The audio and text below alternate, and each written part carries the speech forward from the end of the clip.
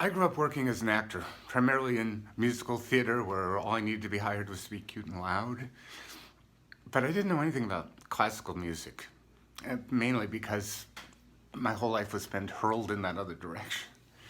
But when I was 11, Van Cliburn skyrocketed to fame. He was 23, he was on the cover of Time magazine, he had this wild shock of revolutionary blonde curly hair, and I guess I developed kind of an adolescent crush on him, although at that age I had no idea what that meant.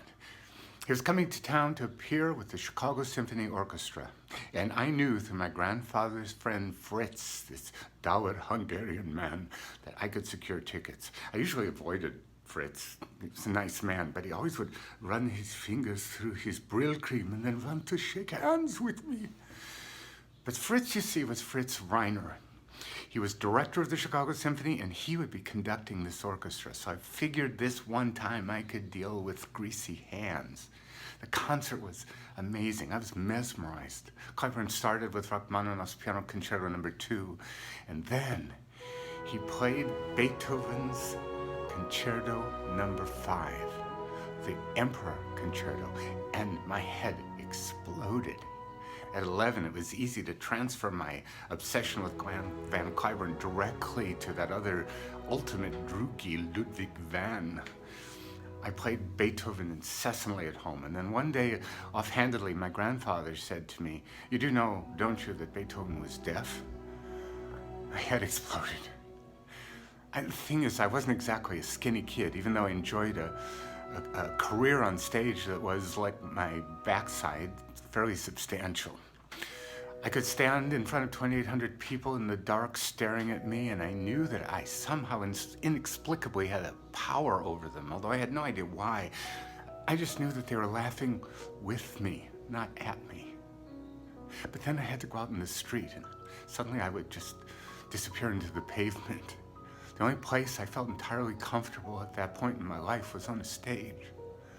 And as I tried to grasp how Beethoven could create without hearing, without sound, something so important to a composer, I began to realize that the rare gift we're given as artists to make magic happen despite our personal limitations, or what we perceive to be our personal limitations. Suddenly, the size of my substantial derriere didn't seem as important to me. At 11, Beethoven changed my life and my perception of art. I learned that art could heal, and that what I did could be so much more than just being cute and loud. If this man could comment on the human condition, and that commentary could survive the whiplash of time, then I knew I could do anything as long as it came right from that one place to the right of my heart, that one special place unique to each and every one of us. I did meet Van Cliburn a couple of years later. I was touring him by Birdie, and one night backstage after the show, there he was, standing in the corner with this group of people surrounding him, but he kept staring at me. It was like that scene from West Side Story when Tony and Maria see themselves for the first time at the dance at the gym.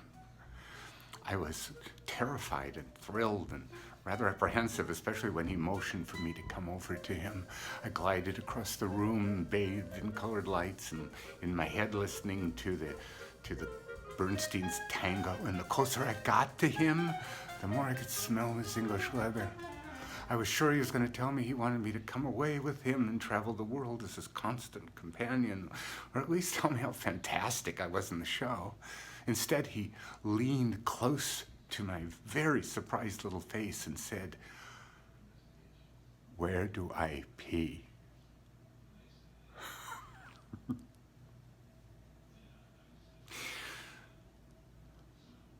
From Beethoven, I learned that humble men could be great men. From Van Cliburn, I learned that great men also occasionally needed to take a leak.